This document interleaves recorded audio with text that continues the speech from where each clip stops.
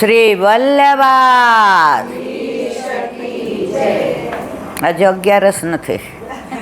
શ્રી વલ્લભા ગિરિરાજ ધરણ શ્યામ સુંદર શ્રી અમને મહારાજ શ્રી ગુસાઈજી પરમ દયાળ શ્રી ગોકુલ દાવ દયાળ કી શ્રી નવનીત પ્રિયા લાલ કી. अपने माथे બિરાજતા સેવ્ય સ્વરૂપ કી. બધાય વૈષ્ણવને જાજા કરીને જય શ્રી કૃષ્ણ. છેલ્લે હું બોલી અપને માથે બિરાજતા સેવ્ય સ્વરૂપ કી જય.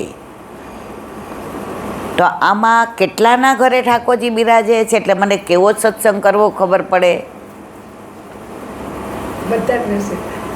ના, બધા નથી. કંઈ વાંધો નહીં. ઘણા બધા ઘણી વાર એવું થાય ને કે ઠાકોરજી 5% ત્યાં હોય એટલે પછી સત્સંગ મારે જે કુંજ નિકુંજનો, જે વ્રજનો, જે વનરાયનો, જે રાધા કૃષ્ણનો, જે પ્રેમની પરાકાષ્ઠાનો, જે સ્નેહના સરવાળાનો, જે ગુણના ગુણાકારનો, જે માયાની બાદબાકીનો, એ સત્સંગ ન કરી શકું. પણ આજે આનંદ છે કે ઘણા બધાના ઘરે ઠાકોરજી બિરાજે છે. મને મારો પૌત્ર આરાધ્ય છે ને, એ જ્યારે ક્યાંય જાઓ એટલે પૂછે, બા તમે આટલા બધા અજાયણામાં જાઓ તો તમને અજાયણું ન લાગે? મેં કીધું મને જરાય ન લાગે. ઓ આવ્યો જયશ્રી. મને જરાય ન લાગે, કારણ કે આ બધા મને કોઈ મારી ઓળખાણવાળા નથી એવું નથી લાગતું. તમને એનો દાખલો આપો. અહીંયા કોઈને હું ઓળખતી નથી, છતાંય ઈશાનીનો ફોન આવ્યો અને એણે જે વાત કરી, એની જે બોલવાની લઢણ, એની આત્મીયતા, બધા એમ કે છે અત્યારનું જનરેશન આમ કે તેમ, મારે બોલવું નથી કેવું. પણ ઈશાને એ વાત કરી ત્યારે મને એવું લાગ્યું અત્યારનું જનરેશન પ્રેમાળ તો છે જ, પણ સ્નેહાળ પણ છે. એજ્યુકેશનનો ત્યાં કોઈ પેલો નથી થતો કે હું આટલું ભણેલી કે હું આ. બા મારી મમ્મીને જેમાં આનંદ આવે ને એવું મારે કરવું છે. આ દીકરી, મેં સાંભળ્યું હતું કે ઘણા જન્મોના પુણ્ય ભેગા થાય ને ત્યારે ઠાકોરજી સામને જઈને પૂછે, આને મારે સારામાં સારી ગિફ્ટ આપી છે જેની કોઈ કિંમત નહીં. સામનેજી કે પ્રભુ દીકરી આપી દો એટલે બધી ગિફ્ટ આપી દેવાશે. એટલે નસીબદાર હોય. આપણે યમુનાજીનું એક પદ બોલીએ છીએ, ભાગ્ય સૌભાગ્ય શ્રી યમને જીવ દે. દીકરો આવે ને એ આપણા ભાગ્ય, પણ દીકરી આવે ને એ આપણા સૌભાગ્ય.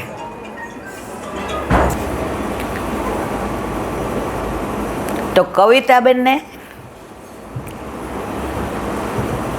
દીકરી ધારત તો ઘણી ઘણી ભેટ આપી શકત, પણ એને ગમતી ભેટ આપી. ઈલાબા તમારો સત્સંગ મારી મમ્મીને બહુ ગમે છે. અત્યારે કળયુગમાં મોટી મોટી પાર્ટી, કીટી પાર્ટી એ ખોટું નથી. જીવવા માટે બધા જ રસ જરૂરી છે. પણ એણે એ વાક્ય વાપર્યું ને કે મારી મમ્મીને સત્સંગ બહુ ગમે છે.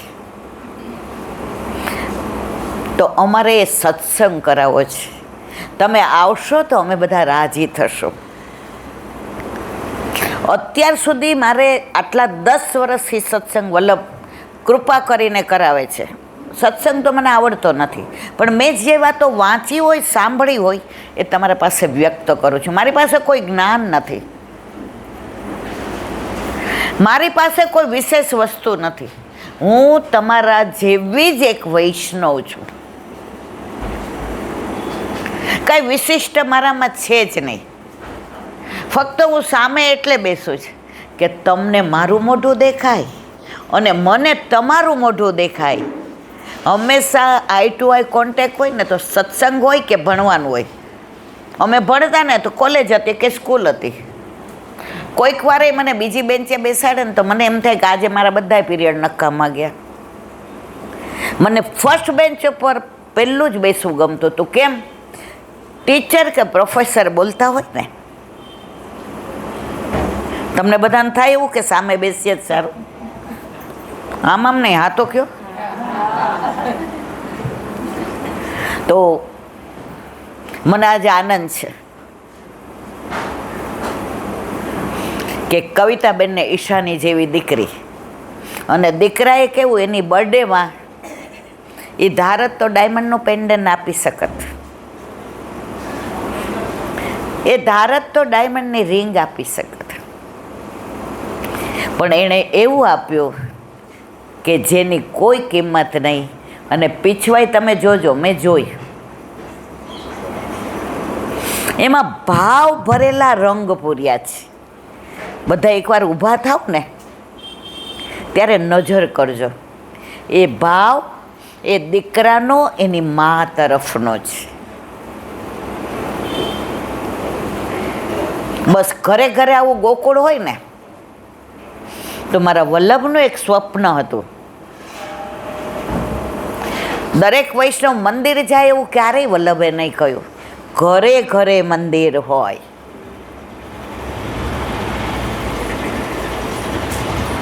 ઘરે ઘરે મંદિર હોય તો આપણા ઘરે આપણા માથે બિરાજતો આપણો ઠાકોરજી આપણો, બીજા કોઈનો નહીં. તો નામ કવિતા. એમના હસબન્ડ હશે ત્યારે ઘણી કવિતા કરતા હશે, પણ અત્યારે આપણી સાથે જ છે. એ સાથે હોય ને તો જ આવી પ્રતીતિ થાય ને આવા સારો કર્યો કરવાનું મન થાય. બોતલ પર જેને જેટલો સમય રહેવાનું છે ત્યાંથી લખાવીને આવ્યા છે. એ કોમ્પ્યુટરમાં રિટર્ન ટિકિટ પાકી જ છે, મારીને તમારી બધાને. એમાં કોઈ વાયરસ ના આવે. એમાં તમે ટિકિટ કેન્સલ ન કરાવી શકો, નહીંતર આપણે તો કરાવીએ જ નહીં, વારંવાર કેન્સલ કરાવીએ બધા. ઠાકોરજીએ લગ્ન, મરણ અને જન્મ પોતાના હાથમાં રાખ્યો છે. કેમ? નહીંતર આપણે બધાય કોઈ જો સમજી ગયા ને, સમજને વાલે સમજ ગયે, ના સમજેવો જો બધાય કહે છો, હું નથી કહેતી. આનંદ કરવાનો. વલ્લભનો દાસ કદી ન હોય ઉદાસ, અને જો હોય ઉદાસ તો ન હોય વલ્લભનો દાસ.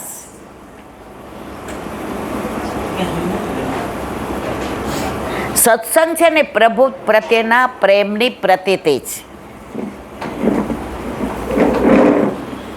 જો આપણી દીકરી કે વહુ ડાયા હોય ને તો એની વાતો કરતાં કરતાં આપણે રાજી થઈએ, અને બરાબર ન હોય તો ઘડી ઘડી મોઢું બગડે. એ જવા દો ને, વાત જ કરવા જેવી નથી. તો ઠાકોરજીના ગુણાનું વાત કરીએ છીએ ત્યારે, જય શ્રી કૃષ્ણ, ત્યારે એક મિનિટ, ઠાકોરજીના ગુણાનું વાત કરીએ ત્યારે અંદર જે આનંદ હોય છે, એમાંય રાધા ને કૃષ્ણ. કવિનું નામ ભૂલી, હા, રાજેન્દ્ર. રાજેન્દ્રભાઈને એવોર્ડ મળ્યો ત્યારે એને ટીવીવાળા ઇન્ટરવ્યૂમાં એક પ્રશ્ન કર્યો એ કે તમારામાં રાધા કૃષ્ણ જ છે. એ કે પ્રેમ માટે લખવું હોય તો બીજા કયા ભગવાનનું લખો?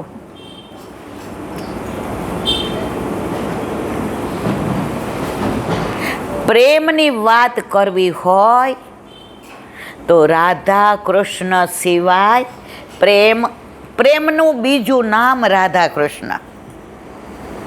અને આ તમારો ને મારો પ્રેમ હશે તો આપણે બધા ભેગા થયા છે. એકવાર રાધાજી રીસાઈ ગયા. રીસાવું આપણે ત્યાંથી જ શીખ્યા છીએ, રાધાજી પાસેથી બધાય. પ્રભુએ બહુ મનાવ્યા, મનોહાર કર્યો, વિધવિધ સામગ્રી ધરાવી, વ્યંજન, સામગ્રી, વસ્ત્ર, આભૂષણ, કીર્તન, સામનેજી માયનાને. ત્યારે ઠાકોરજી એક વાક્ય કહ્યું, રાધે આપ કહેતા પછી ક્યારેય હું આપને નહીં મળું એવો ગુનેગાર છું.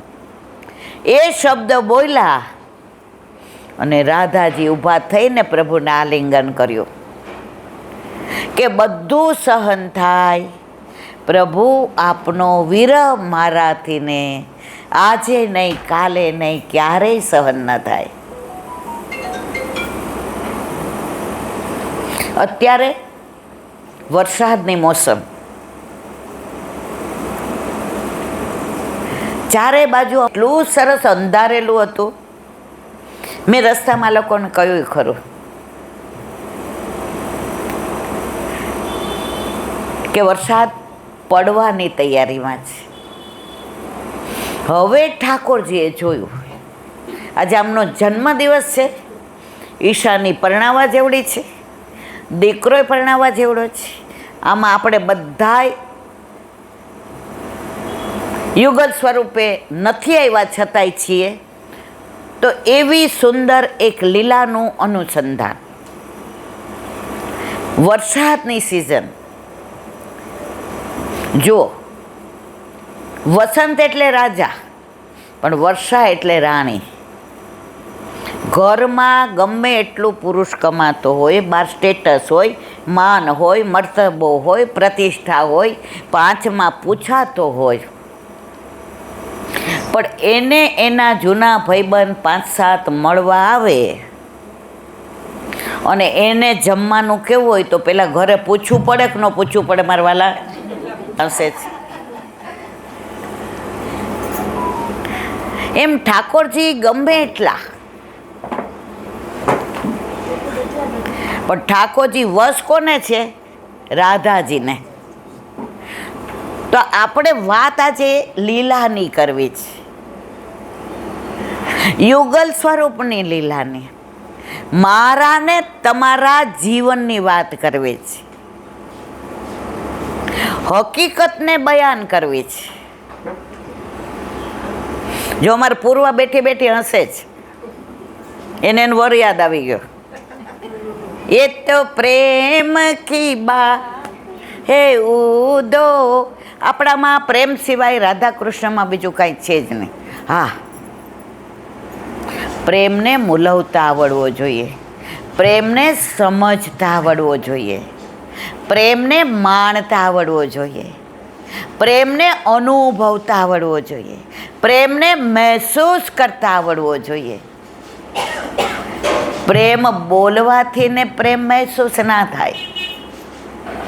આજે હું એમ કહું, લો જલેબી ખાઓ, મૈસૂબ ખાઓ, ઢાળો, તો તમને સ્વાદ આવે મારા વાલા? પ્રેમ બોલવાની વાત નથી, પ્રેમ પ્રભુને કરવાની વાત છે. તો સાંજનો સમય હતો, વરસાદ આવવાની તૈયારીમાં હતો, યમુનાજી ભરપૂર હતા, ગાયો ચરાવીને પ્રભુ બછરા સહિત ગોકુળમાં પાછા પધારી રહ્યા હતા. યશોદા મૈયા ઠાકોરજીના પધારવાની રાહ જોતા હતા. ગોપીઓને સવારનો પ્રભુનો વિરહ હતો. સવારના ઠાકોરજી ગાયો ચરાવવા પધાર્યા ત્યારથી ગોપીઓએ ઠાકોરજીના મુખારવિંદના દર્શન નથી કર્યા. એટલે પડે પડે ને ક્ષણે ક્ષણે પાંદડું હલે તો એમ થાય પ્રભુ આવ્યા, પવન જરા જોરથી વાય તોય થાય પ્રભુ આવ્યા. જેવા ઠાકોરજી પધાર્યા ગોકુળમાં, આગે ગાય પાછે ગાય, ઈત ગાય ઉત ગાય, ગાયન મેં બસ વોહી ભાવે.